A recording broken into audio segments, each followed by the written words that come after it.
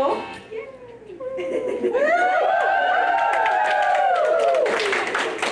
I'm Belinda. No, this is the part we say Carmilla podcast.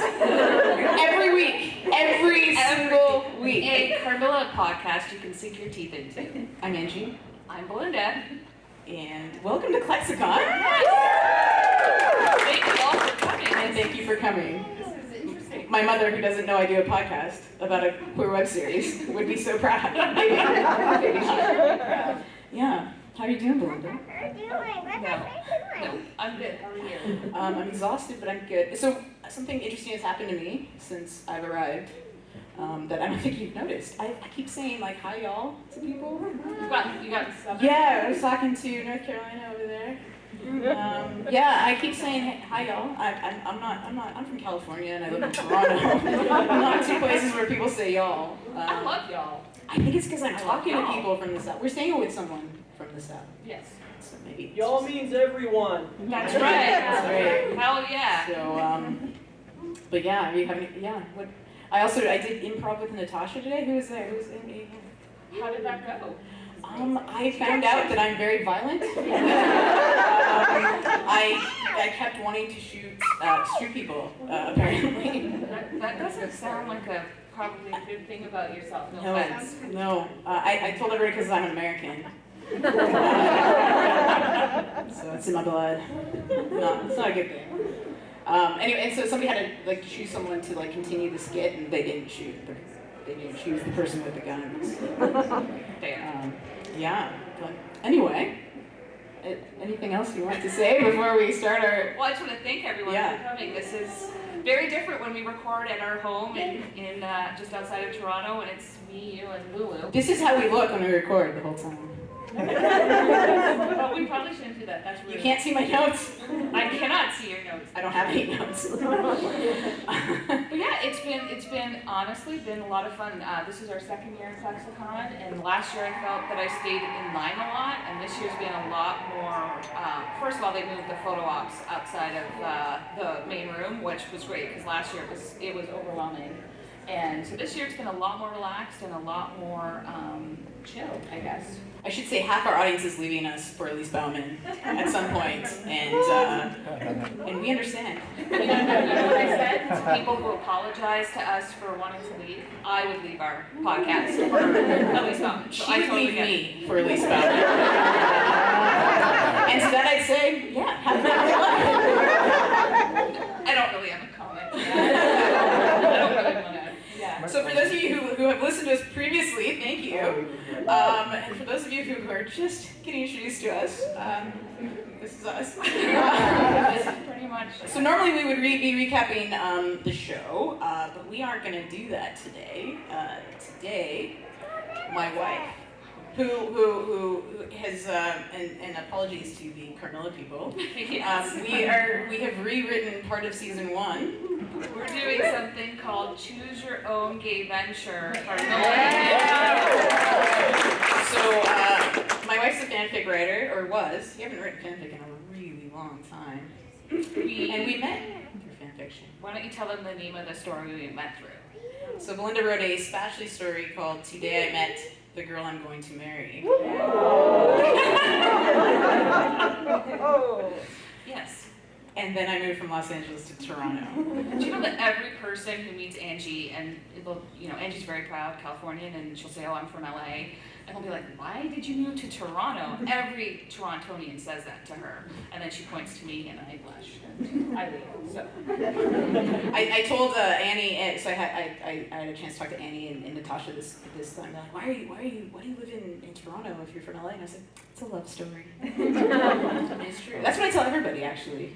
Anyway, but I don't think they care. No. But anyway, so Belinda used to write fanfiction, and so this is she's dusted off those writing cobwebs and has written this It's a little adventure snippet story. of season 1 from a different point of view. Yeah. I guess. So here's how it's going to work. We're going to read sections, and then we're going to give you 2 options. And we're going to kind of ask for a show of hands to see which way you want us to have the story go. And then later, we're going to go through the story once, and then once we get home and asleep, we are going to put it online so you can kind of go and click around your own choices. You know, we say we're going to put a lot of stuff online, but we really are going to put this online. This will make us, because it's usually me who doesn't do it, so. Yeah. So anyway, all right, are we ready? Yes, this is Choose Your Own Gay Venture Carmilla edition. Picture it, Styria, Austria, fall of 2014. You are a vampire, a very gay vampire, a very gay and broody vampire. You're in your lair minding your own business when your phone vibrates. If it was up to you, you'd have no use for such a vile piece of technology. You prefer your communication to be in person while talking in philosophical code. Hell, you'd even take a handwritten letter over this thing that you have no time or patience for. But Maman upgraded Silas a couple of years ago with the latest in ethereal net technology, and wherever you are on campus, someone can get a hold of you. No matter how remote or desolate the hiding place, you can't get away. You look at your phone and you're already annoyed. Incoming text from Maman Bear. It's time to start preparing for the sacrifice. Meet me in my office at 8 a.m. sharp. Don't be late, or there will be hell to pay. Literally. Actually, it's 8 p.m. sharp, sorry. 8 a.m. That wouldn't really work. You throw your phone on your bed. You can't believe it's time already. You know you have two choices on what to do next. A, meet Mama in her office like she ordered you to, or B, try to run away again. So who's going to choose option A? All right. Who's going to choose option B? All right. Congratulations, Nitwit. Your plan to run away was foiled almost immediately. Your mama was enraged and locked you in a casket of blood once more. Try to play again in 100 years or so. All right, thanks, guys. Thank you. So I guess maybe we'll try that again. Who wants to choose option A? All right. So, if you chose option A, which you all did, you're going to spend the next 6 hours in a spiral of despair and brooding with an hour break for snacks and cat videos. Maybe your phone is useful after all. 9.5 hours later. You're stomping back home as you sulk and brood like you've never sulked and brooded before. The meeting with Maman went worse than you thought it would. You blame Will. He was smirking at you the whole time and attempting to get under your skin. Unfortunately for you, that caused you to not really pay attention to this year's plan to ensure a successful sacrifice. And then you got in trouble, and Will laughed like he won, asshole. You don't know when and you don't know how, but you know you will get your revenge. Cue evil vampire laughter. Back at home. You roll your eyes when your phone vibrates. You're sure it's Will gloating over his victory. You're tempted to ignore it, but think better of it. When you look at your phone, your bad mood disappears. Text from Maddie I. Moody. Are you free to leave Silas yet? We're due for a sister's weekend. You pick the place and I'll pick where we eat. Or should I say who we eat? Laughing emoji, vampire emoji, drooling emoji. You chuckle to yourself and let Maddie know that it will be a while before you're free to leave. God, this semester is going to be a nightmare. You can feel it. The next day. As soon as you wake up, you know something is wrong. Not only are you up a lot earlier than you used to waking up, but you can sense that all is not right. When you open your eyes, that sense of foreboding is replaced by white, hot rage. It seems that someone broke into your lair while you were sleeping, and not only did you sleep through the whole thing, which is not like you, you're now surrounded by balls and balls of yarn. They are everywhere. You don't need answers, you already know who did this, and he is going to get a good mauling as punishment. Unfortunately for you, the yarn proves very distracting and hours pass before you're able to get away for some goodwill hunting. On your way to go rip his head off, you run into a redhead who doesn't even apologize for what they did. Your burning desire to decapitate that annoying little jerk is now sidetracked by avenging such rude behavior. Do you A, go hunting for Will, or B, eviscerate the redhead? So if you choose A, okay, and if you choose B? So A, I think yeah. A's won that. If you chose option A, you'll spend the next day searching for Will high and low, only to come up early. Then you'll get a text from him that infuriates you even more. Well, yes. Oh, text from Maman's boy.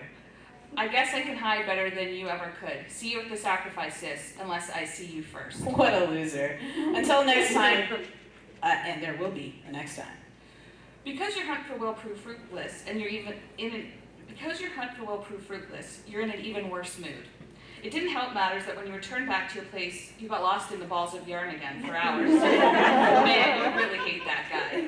You also don't feel that great after, almost like you have a hangover, which you're sure means that some of the yarn was spiked with catnip. What an ass face. But you refuse to let will take up any more room in your brain. That's already filled with centuries of memories and a lifetime of regret. Oh God, there you go again. Time to shut those thoughts down. You decide to attend class today because you can make fun of all the freshmen instead of reliving your tortured past. It's very tortured, thank you very much. You watch the new students walk by filled with excitement and happiness. It's enough to make you puke. But you're not just there to mock the losers that decided to attend Silas. You're baffled that people would come to this place after the way that Silas has been rated online. Your mama made sure heads rolled over that debacle. You're about to say something super sarcastic to the student who asked you for directions when you hear a voice over the crowd say, I'm telling you, Hermione should have been the star of the series, and it's only because we live in a patriarchal society. The stories had to be about that crybaby Harry. You don't know what it is about that voice, but it sends a shiver down your spine. Something that hasn't happened in over a century. You think about investigating the source of that voice, but you're too much of a coward. You're too much of an apathetic nihilist to even care. Instead, you decide between A, going to take a nap, you really need a nap, or B, finding that girl named Sarah Jane that your mom sent you information about so you can follow her. A? Nap. Or B? We're gonna say I mean B1, but A. Yeah, we're gonna go with A. we're gonna pick A for you. You can pick the A, B at home. If you chose A, congratulations, you made another stupid decision. Is it that hard to do what you're supposed to do? To make matters even worse, Will was able to get what your mama needed from 2 girls instead of just the one he was assigned. And you know what that means. You knew your mom was cruel. She has practically made a sport of it after all, but you never thought she'd actually torture you. Sure, there was the whole coffin of blood thing, but you know, bygones. This is so much worse that you barely have words to describe it. How could she? She will, after all, blame you for the punishment that she's had to dole out. But that smells of a blame the victim situation, and you're in too much anguish to deal with anything. Nobody has ever endured anything as awful as what you're enduring right now. And that is how we choose our new group of summers every year. You hear some girls do some stupid chant when the tallest, most gigantic ginger giant you've ever had the displeasure of laying eyes on finishes the most boring description of She's anything in our audience ever. right now.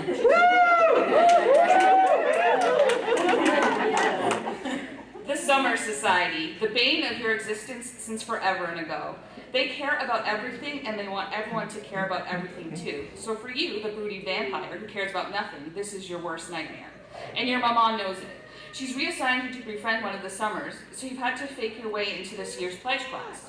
Thankfully, the jolly red giant who addresses the new Summers in training hasn't seen you roll your eyes at everything she says. In fact, you're pretty sure she hasn't seen you at all. Thank goodness for small miracles, you suppose. And then she, who is too tall, clears her throat to speak again. Oh, gross. This couldn't possibly get any worse. Okay, now everyone has to go around and introduce themselves. Plus, you have to give a fun fact about yourself. Before your head has a chance to explode, the first wannabe Amazon next to you chimes up.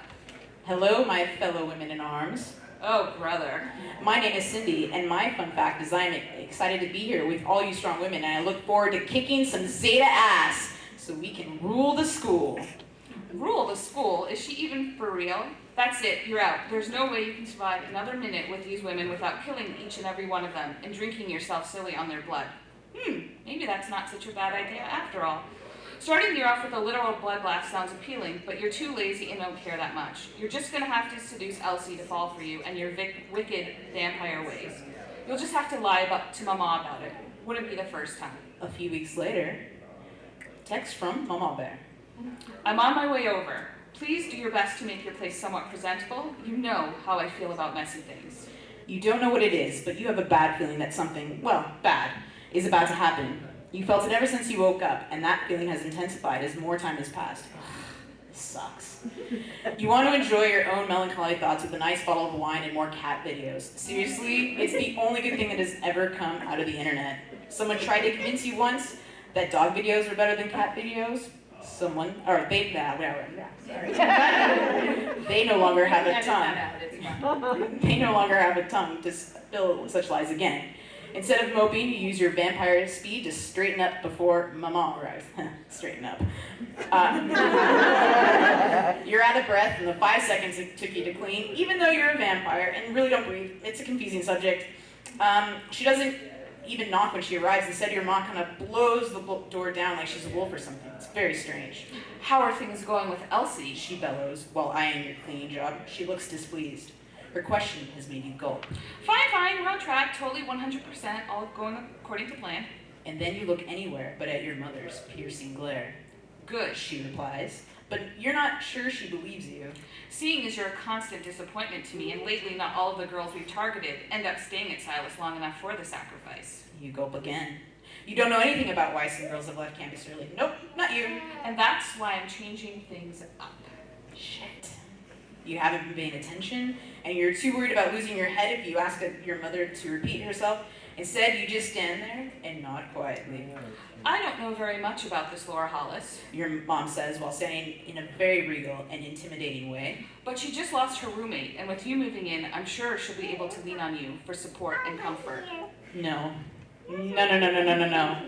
You really should have been paying closer attention, because if you had, you could have objected to this stupid plan. You hate having to move in with a mark, for lots of reasons, but mostly you can't stand people, you can't stand college freshmen, and now this Lois Harris is going to be the worst. The only report I've gotten about your new roommate is that she's an annoying shrill of a girl. Annoying shrill of a girl? Why does that sound so familiar? Your mother smiles at you and it's terrifying. Remember, Mercala, You hate it when she calls you that. everything better go right this time, or you and I will have a little chat later. Trust me, you don't want that. You hate that you're going to leave your sanctuary for a cramped college dorm room. And most of all, you know without a doubt that this new roommate of yours is going to be the worst thing that has ever happened to you. No wonder you had a bad feeling all day. This explains everything. The next night, You're standing outside, room 307, and for some reason you're nervous. You don't know why. It's not like you'd be nervous. Oh well, you may as well get this over with. If you don't know any better, you'd say that you're scared, but that's ridiculous. What is some loser college girl ever going to be able to do to you that you can't handle? You think about knocking, but you're too much of a badass to be polite. Some people think that vampires can't enter a room unless they're invited in. Some people are idiots. You barge into your new temporary digs and you immediately piss off your new roommate. You're amazing. She's talking into her laptop and you're not even going to ask why. She's yelling at you about something, not that you're paying attention. Her voice sounds familiar, but you can't place it. About an hour of driving Miss Prissy crazy, you decide to get out of the room. Something feels weird, so you have to leave. What the hell is going on? 1 week has passed since you've moved in with a roommate from hell. Sound dramatic? Let's look at the evidence. She keeps freaking out that you're wearing her ex-roommate's clothes. What the hell is it her business? Plus, it's not like her ex-roommate needs them anymore. You're just being thrifty. She buys really terrible chocolate and you're nice enough to eat it for her, to save her taste buds, of course. She obsessively cleans everything. Why doesn't she just hire a servant to do that for her? She is always yelling at you when you're trying to sleep. She legitimately made a chore wheel. A chore wheel! It's like you're living with Martha Stewart. Not to mention she's overly cheery about everything, and when you aren't bored to tears, you realize she's trying to find that missing roommate of hers. Oy vey. Sabotage time. Do you A, delete everything from her computer so her evidence is erased? Or do you B, hold a party in your room so she can't record for one night, and therefore you'll get a night of peace and you'll get to watch her head explode. Plus it will give you more time to think of a better way to sabotage her investigation. Who's choosing option A? And B, I guess? Okay. Wow. This might be the stupidest idea you've ever had. You hate people, and now you're in a crowd of them in your very small room. You don't even know who has showed up. You mistakenly mentioned to Elsie what your idea was, and she invited all these idiots over. They're mostly Summers, and you want to kick yourself for not torturing Laura, and instead, torturing yourself. You're trapped between two giants. Seriously, why are there so many tall members of the Summer Society? It's suffocating. Thankfully, you don't need to breathe, but you still want to scream at everyone to get the hell out of your room. And then you hear possibly the worst sound you've ever heard in your life, and that includes your own screams when you are trapped in a coffin of blood. You hear Zetas on their way to your party. Now, normally you don't care about a bunch of frat losers, but it's not them that is causing you to lose your shit. It's the fact that you hear Will with them. You'd forgotten that he was pretending to be one of them for the semester.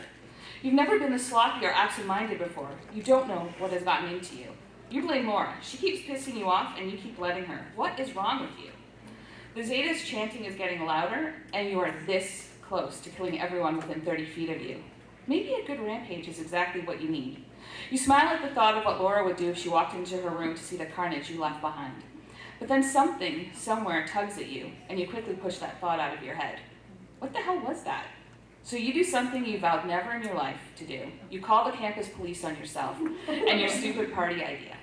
Normally, they would take forever to arrive, but this is Silas, so they show up in an instant, and they prevent the Zetas from invading your space.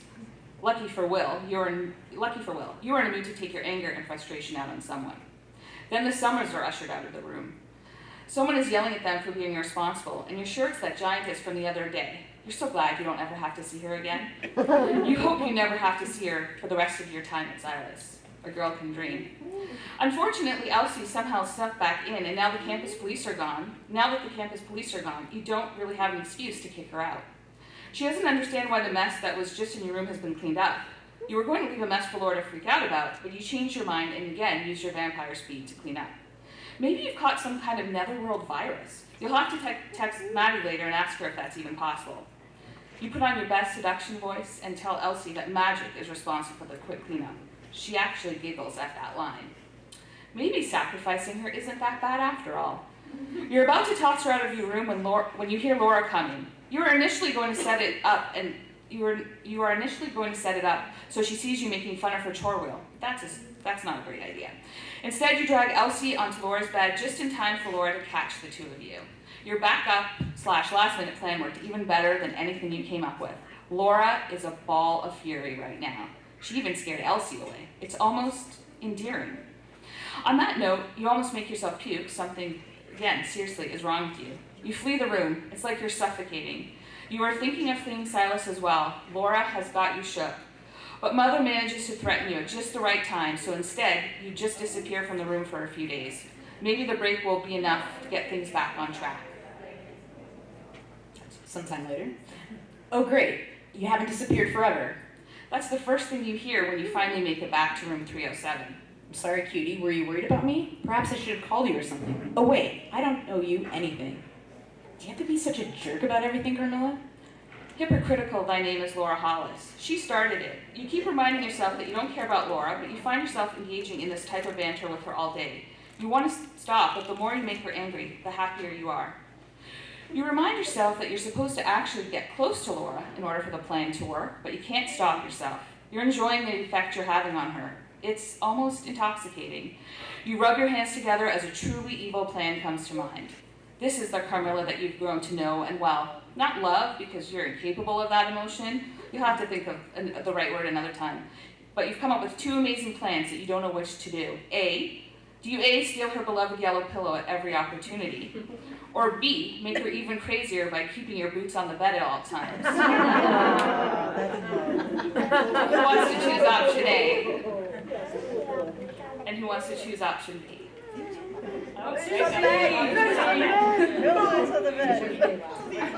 Oh, right. At this point, it doesn't matter which plan you choose. It doesn't matter that the yellow pillow somehow makes you sleep better than you have in years, or that the whole boots on the bed situation falls flat. Laura doesn't even seem to notice. Maybe she's really the big bad of this story. She doesn't even run for the hills when she found the blood you were keeping in the soy milk container. If that didn't scare her off, you're not sure what will. None of that matters, though, because no matter what you do at this point, you have a sneaking suspicion that you're screwed. There's only one choice now. You've got to cut Laura down to size and make her realize that the whole crusade she's on is all for naught. Thankfully, Laura hands you the perfect opportunity on a silver platter.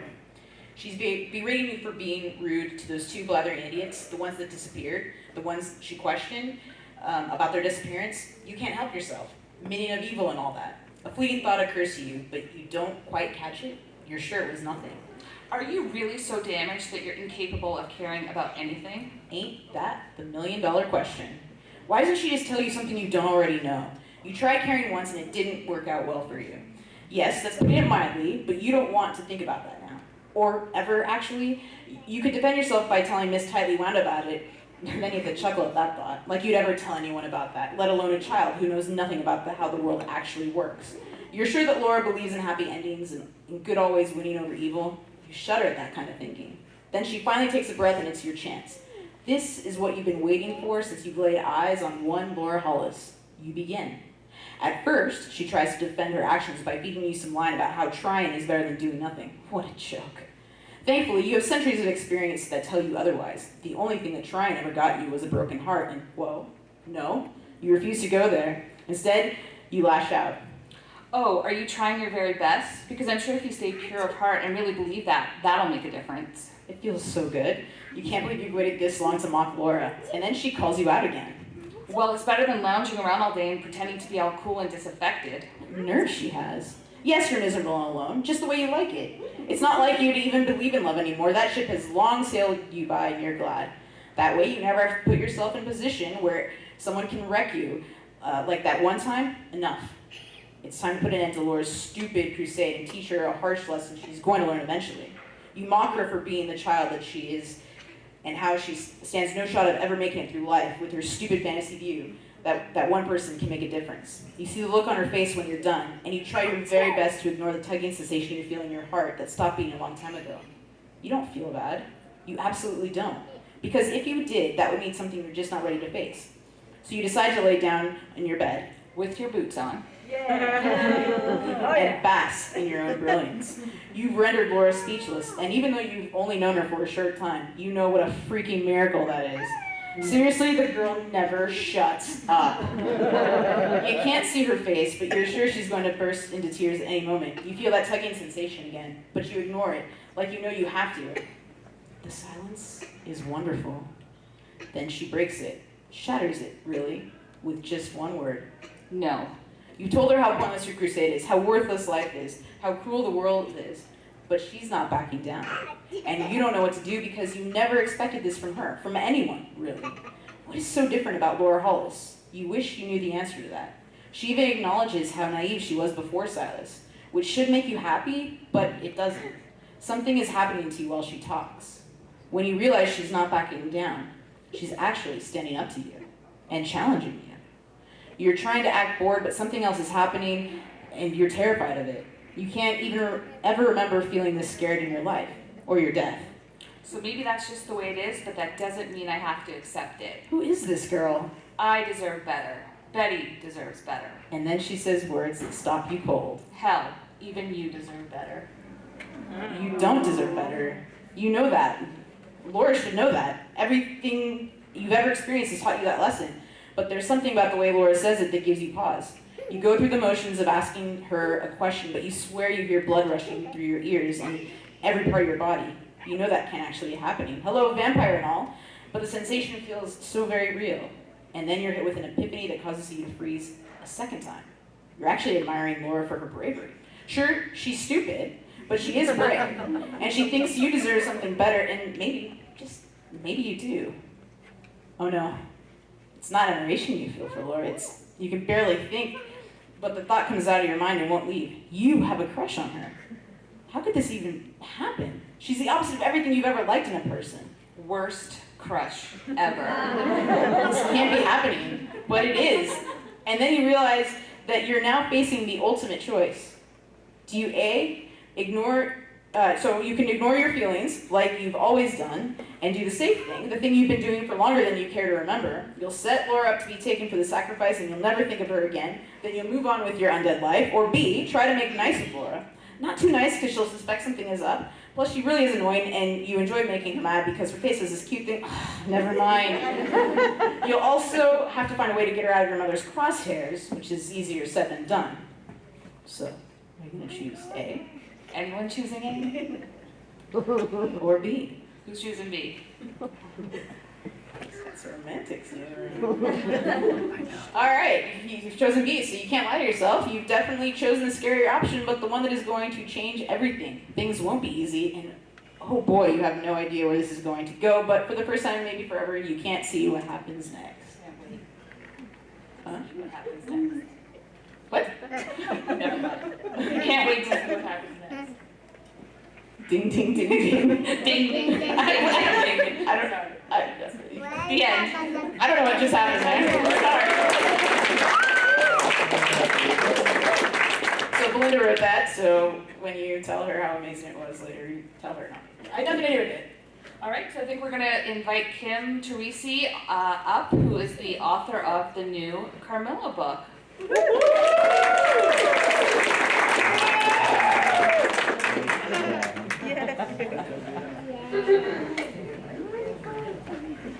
Welcome, Kim. How are you doing? How's your con experience been? Amazing. Had a good time? Yeah, Carmilla fans are just unbelievable. Yeah, we are. I love the series, which is why I did the book, and I hope you love the book. I stayed very close to the characters that Jordan and Steph created, because why fix anything that's not broken? They're a joy. I really, really have loved talking to you guys, and I love your passion for this. This is really close to my heart because it's an inclusive web series, and I love the way that these women are portrayed. And I hope you guys love the book. And we did have the chance to interview Kim earlier, and if you haven't had a chance to listen, Kim is actually a cream puff. And I am. she started watching season 2, right? I did. Yeah, so I'm a giant fan. I love Carmilla. Love, love, love. same. She is a badass. She is unapologetic about it. And she's really a marshmallow. She's really soft, and I just love her. Love, love, love. I wish I could write an entire web series just with her and Danny and Laura. I'd like to write a triangle.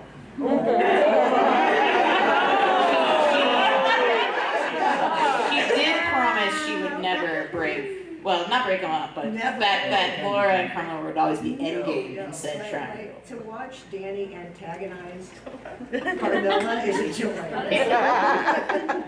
They do have their chemistry that way together, Danny and Carmilla. They do butt heads, and their disdain for each other. It's amazing. Yeah, there's a lot there. It's what triangles are made of, but you would never split those two up because it's Hell no. ridiculous. It's a natural triangle because Danny's so tall and Carmilla yeah. All right, so we're ready for some Carmilla season 1 trivia. We tried to make this hard, so hopefully It's that supposed to be hard because I know the Carmilla booth was giving away the novel, but this is the finalized version. This is the hardcover. Yeah, this is the actual. So thank you, KCP Law. So I think for all of you who have pre-ordered your book, and I know all of you here have, this will be the one that is delivered to us in May, right? Yeah. All right. You ready for And if you haven't, pre-order now unless you win one. Then still pre-order for all your friends. Okay, so are we ready? It's gonna be hard. Are we ready? Yeah, this is a warm-up question. All right. So the way this is gonna work, I mean, it's a real question. hands up, and then we'll choose who we think. So no yelling out answers. What are Laura's first words of the series? Are they? Welcome to Silas University. Silas University in picturesque Styria. Good morning, Silas University. This is Silas University. B? Yeah. All right. Do they come up and get a book right now? Or? Yes. I said that was a warm-up. That was a warm-up question. And this is the only multiple choice question you're getting. Again, a warm-up. We don't really like multiple Steph, you choice. don't get to That's right. Definitely. I'm terrible. All right, ready? Steph can't answer that. What are the 4 items that Hirsch pulls out of his bag for Laura? You were first. He brought tea, stout, a copy of Beowulf.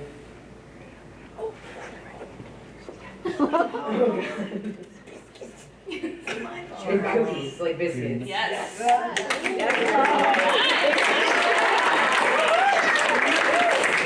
Wow. I did not get that question right. Third eye.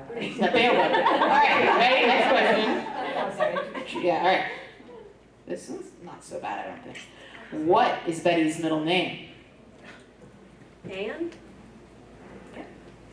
That's right. With the name. Like a good Canadian. All right. All right, ready?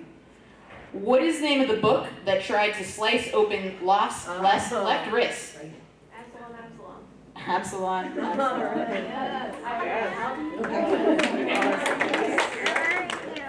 All right, ready? Speaking of books, what are the 3 books that Laura reads to prepare for being vampire bait? You gonna try? Any takers? Is that you want to start? And I'm sure everybody will help you out if not.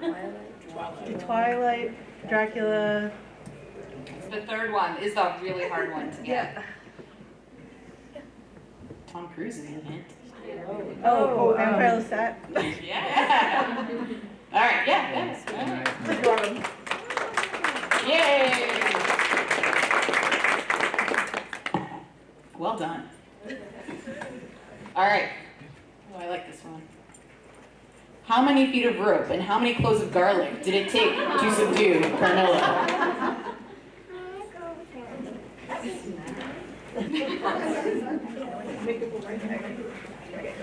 Any takers?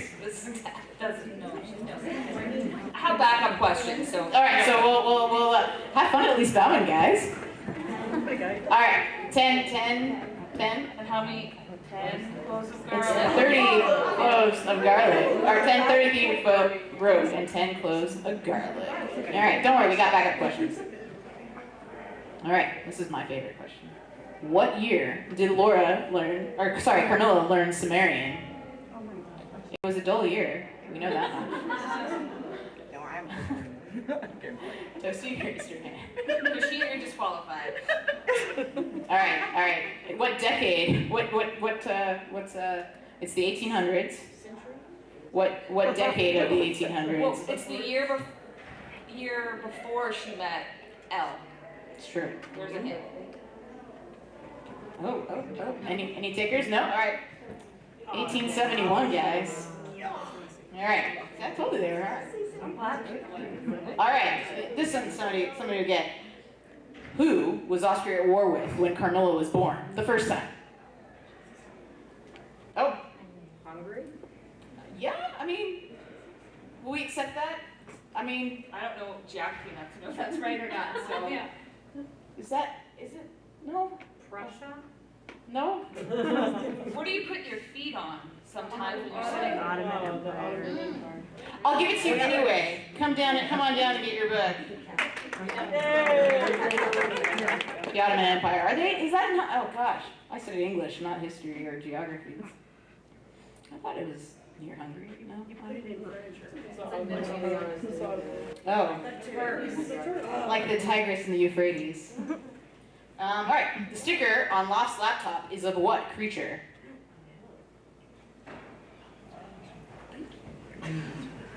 Really? No?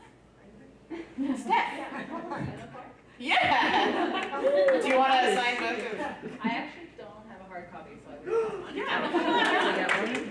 You did give us Carmilla. And we did, Is that? Oh, do we have one more? Oh yeah, we do. Well, we skipped a couple, so. How many times? Oh, sorry. How many times do Carmilla and Laura kiss in the season 1 finale? Not enough. You were first. 4, she guessed. 4 freaking times! All right, we have a few more. 2 more. No, we have 3, right? 2 more. Wait, I guess we have 2 more. Math isn't my thing. Okay, we'll do true or false, Angie, so you have to pick. Because I'm gonna, you have to pick from the audience. What Oh, okay. I'm True or watching. false, Laura's yellow pillow makes an appearance in the first episode. True? Is it? Oh, yeah, answer. Yeah, That's true. That's correct. Come on up. Yeah, sorry. Yes. She's picking the last and final What question. color pants is Danny wearing when Carmilla chokes her? green. I thought it was true or false. Could we, maybe we do, no, is that our question? There was a bit Were of they confusion green? going on. Were they green? They were. We can't solve them in the book in hand. All right, Kim's saying it. One more. Okay. One more. You got, Okay, so we'll ask you. Oh. True or false? La Fontaine is the one who suggested starving Carmilla for information. that's a 50-50 chance. 50-50 chance. We can help, right? Like, Yeah, help. so let's help. If you're stuck, It's what, sorry? Would you like your phone? we're helping, right? Phone a friend. Phone a friend. Friend in the back. Yeah, you're a Friend in the professional back. problem solver, right? I don't even know the answer to this. I want to say yes. I think you should ask another person. I don't think It's false. It's false.